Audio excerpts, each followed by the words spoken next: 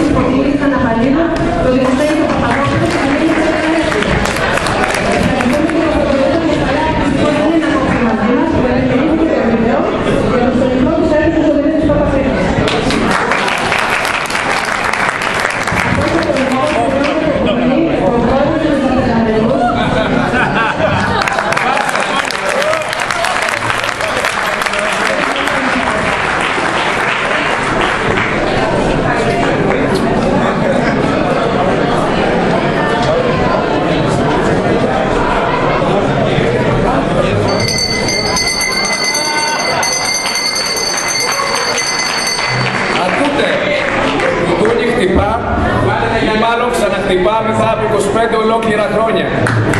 Τι προτιμάτε, μάθημα ή διάλειμμα?